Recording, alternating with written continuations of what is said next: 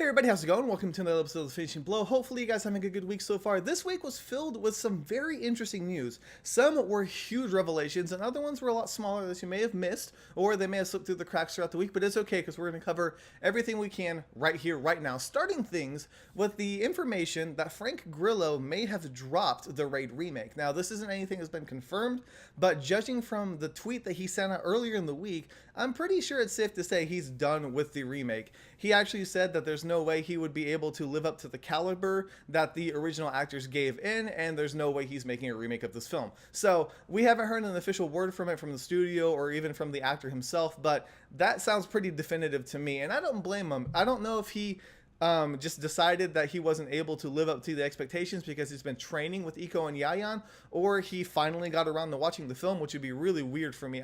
I feel like you should watch the source material before you sign on to a remake of a film, but hey, that's just me. But I just don't know the reason why he chose this week to say that he's going to be dropping the Raid remake. Now, a lot of people are running around trying to figure out who's going to be taking his place. You know, there's a lot of theories out there.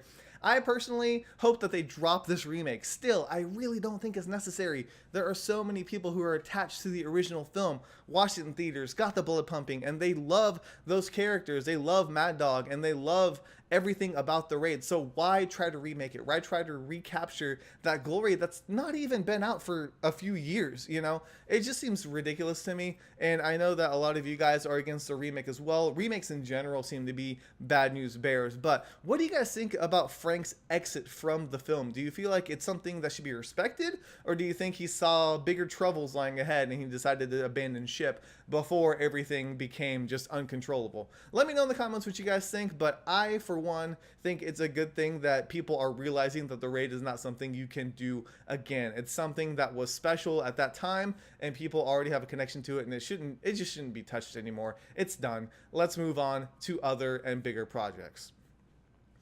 Next up, we also have a trailer for Dragon Blade. Now, this is the second trailer that's come out, and I'll be honest with you, I wasn't as excited about this trailer as I was when I initially saw the first trailer.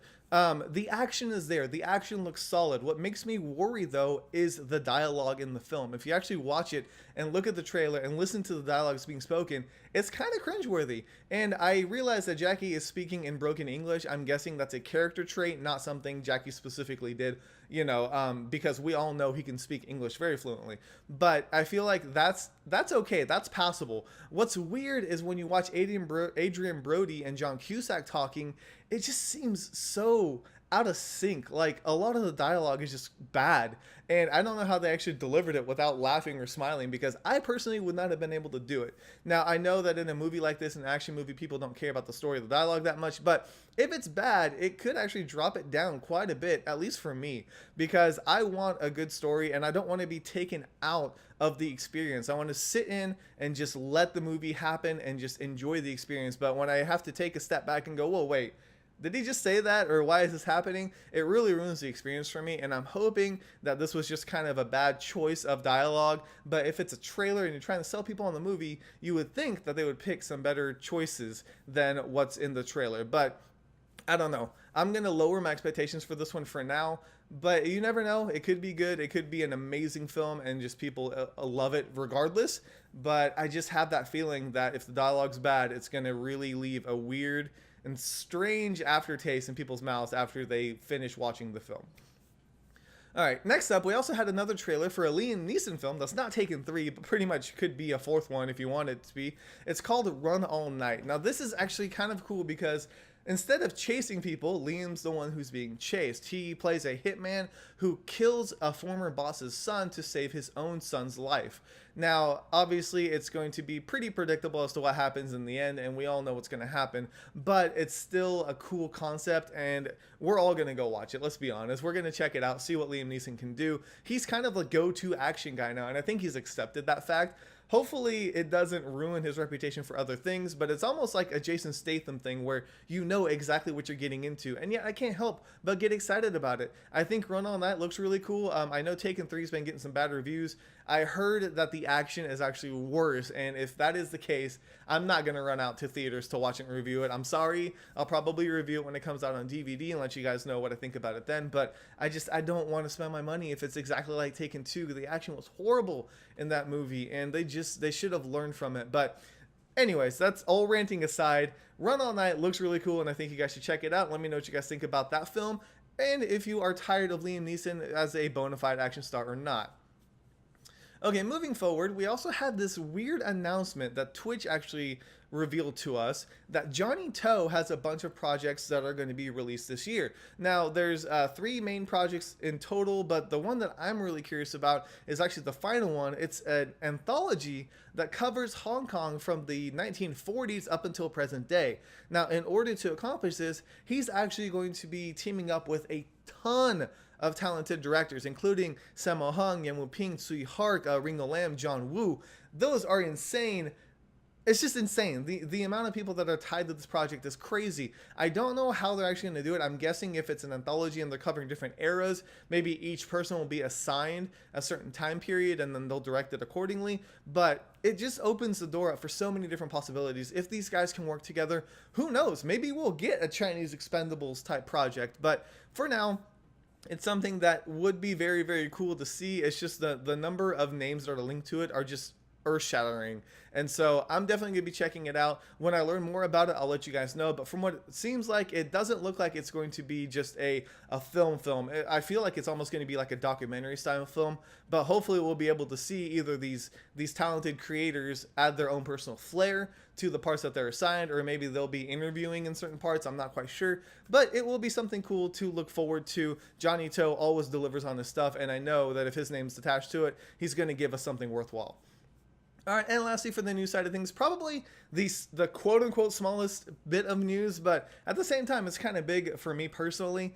Yoon Bu, his daughter was married a few days ago, and a ton of people came to attend the wedding, including Eric Tsang, Jackie Chan, and Sammo Hung. Now, of course, everybody wants to see Jackie, Sammo, and Yoon Bu together once again, and we know that it's going to be a long shot, especially with all the things that are going on right now. But it's cool to see them back together supporting each other. You know, I think that's a big thing, that they have that brotherhood even to this day. When somebody has a life event, they're there and they can, you know, talk to each other and stuff. I really doubt it's going to be like a discussion session for like Dragons Forever 2 or anything like that. It feels almost inappropriate to do something at somebody's daughter's wedding.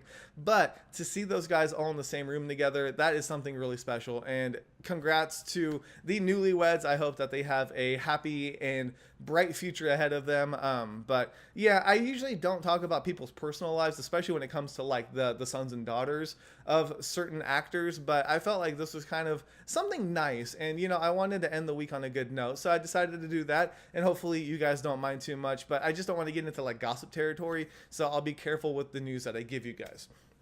All right, and lastly, I did a review for Miracles. Now, this actually wasn't the movie I was planning on reviewing, but just a lot of stuff happened this week. I was a bit under the weather during the beginning of the week, and so I just had to kind of pick a movie that I enjoyed watching, rewatch it again. And Miracles is just something that it's different, you know. And I hope you guys give it a look, read the review, let me know what you guys think about it. If you have seen it, it has so many different other titles. I didn't realize. I know I had like Mr. Canton and Lady Rose. What else was there? Like Black Dragon it came out as in the States. It's weird, but when you were younger, or at least when I was younger, you actually had to look at the back of the movies that you were about to buy, because it could be a movie you already have, just renamed something else. It's crazy. And I don't know if that's going to happen anymore, especially with companies like Wogo USA keeping everything exactly the same as it is, you know, unless you see like the Raid, where they had like the Raid Redemption or something like that. But that's really a very minor thing as opposed to entirely changing the title and making you think it's a completely different movie. Anyways, I am done for this video. I really hope you guys had a fantastic week. There's a ton of great stuff that happened throughout the week, and I'm going to try my best to cover more stuff as it happens, but hopefully you guys are staying warm wherever you are. It's crazy cold over here for some reason, but that's another thing entirely. Thank you guys so much for watching. I really do appreciate the support, and I hope you guys have a fantastic week until the next time we see each other. But for now, this is K Miller, and this week it's been finished.